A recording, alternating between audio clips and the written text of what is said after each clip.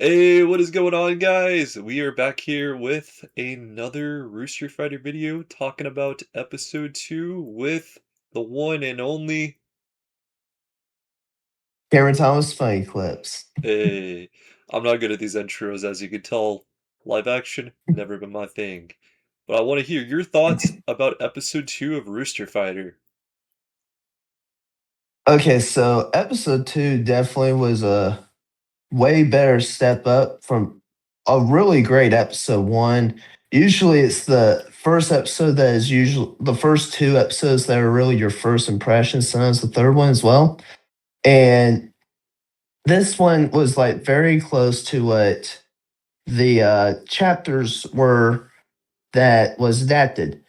So this little chick was always one of my favorites, to be honest with you, because she was always like so innocent, so pure, and it almost felt like she was like always the sweetest one out of all of them. Mm. And I read when I saw like her pops turn into like a demon or whatever, it hit me hard, is what it was in the manga, and it hit me hard here too.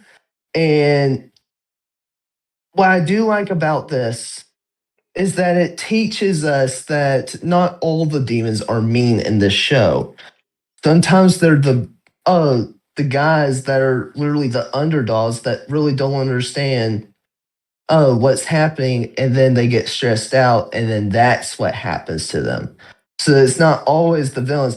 And I think Kenji with him, I think the whole message with him about him learning how to trust children, how not all children are brats. And on top of that, he understands the meaning of family as well. It really shows you stuff like that.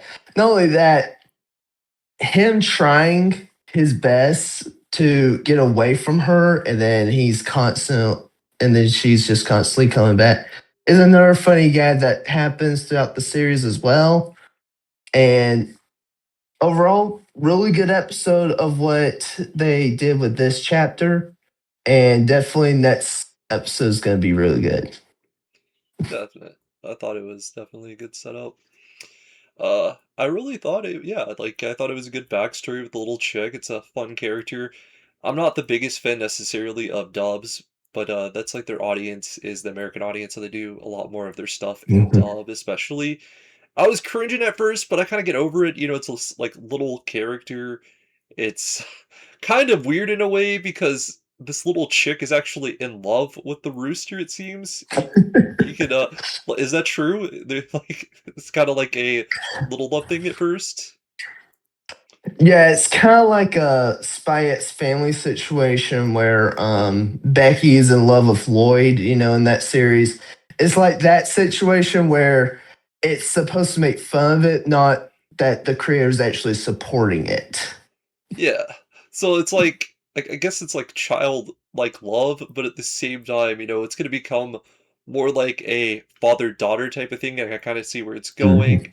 It's kind of irony where the little chick had to pick up literally what the tattoo was whenever it had to try and help the rooster. I forgot his name. I'm sorry. What was his name again?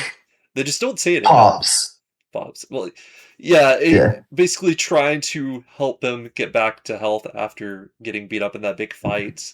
But, it brings some more bright side to the series. Our main rooster is going to be Mhm. tough, but, he's going to have sort of a soft side I can see. And now he's definitely done something to this chick that he got into the big fight with. So it's going to transition into what seems to be a more action-packed episode than what we've seen in the first two. There was some action, most definitely, but this episode was sort of introducing this little chick character, and they're trying to, I guess, slowly introduce all these different roosters. I don't know how many there is, but I gotta see what's going on in a sense. We're kind of getting the introduction. We just gotta see how it goes. So that's really my take on it. I liked it, and I still gotta see where it continues from here. It's kind of hard to say because we're still being introduced in this universe, and I feel like there's a lot of things Yeah. that even I don't understand as a new watcher, and I'm like a non-reader, so I'm taking it in differently than a lot of other people. So is what it is on that end. I still think it's unique. I still think it's great. And yeah, the little chick, I'm glad that it ended up joining up. Sorry, I'm not like I really don't got a lot to say about the episode. It's a transitional episode. You got anything else you'd like to add with that? I've not really added enough, I feel like, to be truthful. So the as for like what happens at the end of the episode, I know you're kind of like confused about all that and everything, Yeah. and like, cause you're like, wait, I thought that him was like a good person at the end of the first episode, and now she comes back here and she's fighting the rooster that fought a demon when she was fighting a demon. Yeah. I, So her name is actually Elizabeth, and she actually has beef with Kenji, which I'm not gonna say for spoiler reasons, but Kenji has no idea why she has beef with him. So like he's trying to understand what she's after, and she's of course trying to kill him for the thing that he did to her. oh, And of course, I will tell you this, it does have to evolve around him one night stands because he's always doing that. You know, from the first episode, he's always doing one night stands. yeah. That was one of the hints that he did that too. That's what I thought it was. It's just too. You can kind of connect it kind of easily because it's like, I know my boy be Yeah. slanging it. It's just how it is. He's always out and about. He's always moving, it seems. And it kind of shows you that he just kind of wanders. It's just a rooster that wanders and he finds random demons and slays them when he has to. Hmm. But I did think that the owner of the little chick was a good story. I will talk a little more about that. It was a good story. I thought it was. He was just pent up of rage. He had a little bit of a backstory. You kind of get to know the character, but it's like a send off where maybe in the future we'll see him again. You never know. But it just kind of rounds it out. You know, we kind of get a happy ending in a sense, if that makes sense. And we go off on a new adventure with this chick. God, I feel like I'm just talking circles at this point, but it was good. It was a good episode. It's just transitional episodes. It's hard to really add much. Sorry, I didn't mean to cut you off. Also, I think the coolest part about this is that the I don't know if you noticed, but the ending they actually uh added extra animation where the little chick was in the animation, unlike what it was in the first episode where the chick wasn't there. Oh yeah, yeah, yeah. So Yeah, it was like I walking beside was him. yeah, I was like, Yeah. so eventually as the group forms, like in the manga, the ending is going to change over time, which I think is like a cool idea. Wait a minute. I swear Naruto did something like that where they had like all the Team Seven walking together. I could be wrong, but like they're gonna I slowly do add them. remember that. Yeah. So I think they're gonna slowly add them one by one. Yeah, I could see it. Like it's just gonna be this giant rooster team of demon killers. I don't know. There's a hierarchy system, and we're gonna know about powers and other things. I'm excited for that. That's what I'm excited about. Is we're getting the cast together. We're gonna be able to see what they all could do. We can start getting more power eventually because there's gonna be something that stops them, of course, like some type of hierarchy. Oh, there's one thing we didn't mention. There was like a higher level demon, it seems, in this episode. The one with like the bunch of eyes or whatever. It seems more Oh powerful yeah. than Yeah. normal. So I am starting to put it together. It seems that like hatred and stuff like that builds up in people, and this is what becomes of a lot of these demons. We at least get to see one Hmm. example of it firsthand. So it's different emotions that make these. Outside of that, we kind of got to learn. We got to learn. You know, Yeah. you already know though. I know you know. See, that's where it's Yeah. hard. You know, I'm discovering this one episode at a time. I'm two in. and we're world building. That's what it's about, and I think it's gonna go on to be really great. Uh, I guess I can go to what was your rating of this episode? I definitely give this episode a 10 out of 10, mostly due to like the emotional attachment we have to this little chick. The whole entire time, you're literally hoping that she actually ends up with a happy ending. You're not at some point being like, when will this get over and all that? And you're trying to rush through it. You're actually wanting her to have a happy ending and let Kenji actually at some point accept her for who she is, even though she's just a little chick. Little chick. It's a good character. It's Yeah. it's a really good character. I was like not exactly a big fan of those like little childlike voices. I find it annoying, but I get it in this sense. It's literally supposed to be a child and it's a chicken. So I'm much more okay with this rather than it being literally like a little child following him along. I if I had to rate this episode, I'm still gonna say it's an 8.9. Part of this has to do with their uniqueness, but it's still got a lot to show. But I'm liking what they're doing. Toonami has really took inspiration from a lot of older animes, and they try to do a little bit old school, a little bit of the new school, and it's like they're slowly building the ultimate anime. So we're stepping in a direction, even if there's eventually a flop episode, they're starting to understand what the modern audience really wants deep down. So that in itself deserves a lot of love.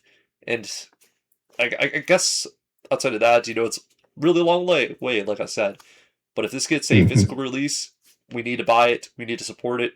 They're gonna try and merchandise this Definitely. pretty hard. This is gonna get merchandise pretty hard just off of uniqueness of it being a rooster. And as you said, it's a pretty big seller, right? So Yeah, it yeah. is. Another thing I noticed with the animation, I kind of understand why they went CGI on this because literally, if you've ever seen what the art looks like, literally the art is like so like realistic. There's like it's overly detailed and like it's like One Punch Man where it's overly detailed when it's drawn in the manga.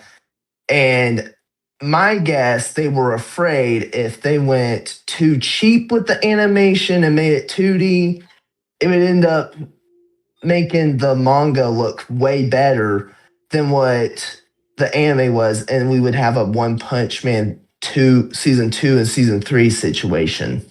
And they were trying to avoid that, which is understandable in my opinion. No matter what, you got to come out season one banger. You got to make it a banger. You got to sell. Exactly. You need people to watch. You need people to check out your show. If you're not doing that, you failed. I think they've done a decent enough job. It's going to be hard to top great shows. And the selling point, at the end of the day, their big selling point is, hey, our main character, it's a rooster. May not be a refrigerator or a freezer or whatever. It's a rooster. It's shown in like, it's unique. It's cool and it's just fun. Fun series. There's a place for them. They're timeless, and I think throughout time there's always going to be someone to check it out. End of the day, even if it's not the hottest of the hottest series, people throughout time are gonna check it out, gonna buy it, gonna stream it, gonna watch it, whatever you want to say. It's gonna sell. It's a seller, whether they see it or not. So it's what the future needs. More unique ideas. Yeah. It's unique. So even if right now the first two episodes, you got a world built. It's boring. It may not be all glamorous. I don't think they did a bad job with it. Maybe I need to check out the sub. I feel like the sub would actually add another layer to this series. Because, Toonami, they want to cater to the American audience on it. Hmm. So, yeah. But, It's like what you said when your Lazarus review, as you went on through the series, as you were watching the dub, you went to rewatch it in sub form, and you said the sub was like way better than the dub. It was like more interesting, and you got into it better yeah, than the dub did. Yeah, I think sometimes whenever Toonami does stuff, I don't think they always think about the dub necessarily, even though they want to air it in dub. I think sometimes the sub just can sound better in a lot of ways. It's just better voice acting, but I do think the dub has a really strong lead, and I gotta see how everyone else kind of goes into it. For me, dub just feels so cringe because I hear it day to day, and the voices, there's so many great sub voice actors out there, and there's so many great ones just on the sidelines ready for the job. I mean, like, I don't know. It's because I hear it every day that it's probably not as exciting for me. That's probably the real take.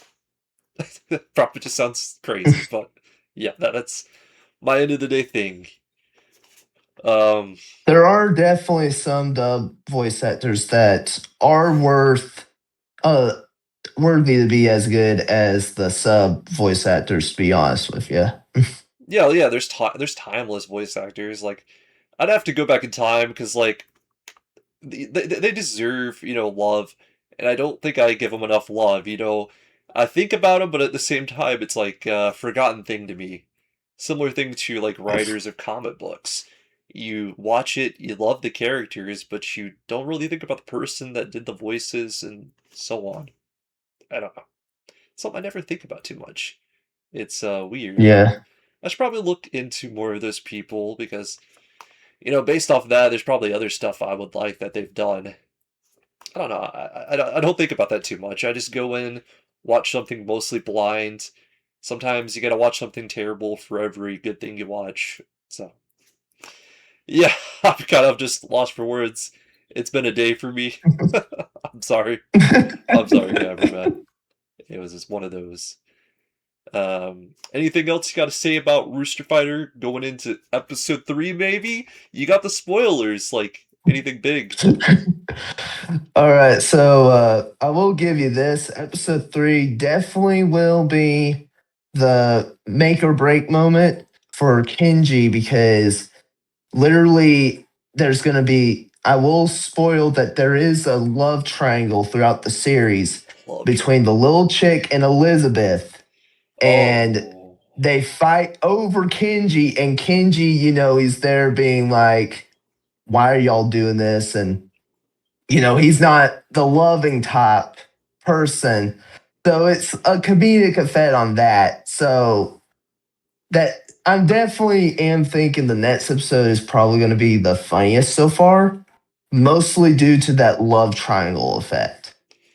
Then I'm curious because I already know, yeah, they'll be beefing about it. They'll probably be petty and not help each other in other things during fights. It's gonna be interesting, but eventually I can see them ending up liking each other. It's gonna be almost like a Spike's family situation, like you said, where she might be like a mother in a sense, and they all kind of get along as a little family. I kind of get it from the merchandise already. I don't know, maybe that's weird, but I could see what they're kind of shooting for, maybe? Is that a new market? Take a little Mhm. bit, like I said, Toonami takes a little bit of everything. Yeah, I loved it. Uh, I don't know, I'm not great at a closer. You got a closer? Like a good closer statement? I'm not on my game today. I'm off. Well, I will say this. I will close on this. Uh, the little chick for that episode, uh, eventually she will get her own name by Kenji because Kenji gives her a special name because she's a chick, so she's not really named. And then she finally gets named, and it's not what you expect. It's going to be like the funniest thing you ever hear. Oh, it's gonna be just like some random nickname similar to the little tattoo that you got. I kind of get it. I get it. I get it. And that's fine. It's probably like a samurai name or something, just like random off the wall, or just something like, I will say it does have to do something with her size. oh, like little. Yeah, yeah. I like that. I like it whenever they're being silly and it's intentional. I don't like it when they try too hard, but they're doing the perfect amount. They also had the rooster whenever he was looking at the kids that were eating the food. I noticed it was the same kid from the first episode, which was pretty funny. I think what Mhm. series was it from? Over the Hedge, that movie I recently watched. I'm like, he was making that weird face, and I'm like, that's similar to what I saw in that movie. I'm like, Oh yeah, yeah. that was a little Easter egg. I don't think it was intentional, but it's funny. Overall, great episode. And I guess our word is we want to know what you guys' thoughts are on episode 2 of Rooster Fighter. Hope you guys stay safe. Until next time, peace out, Peace out, guys. guys.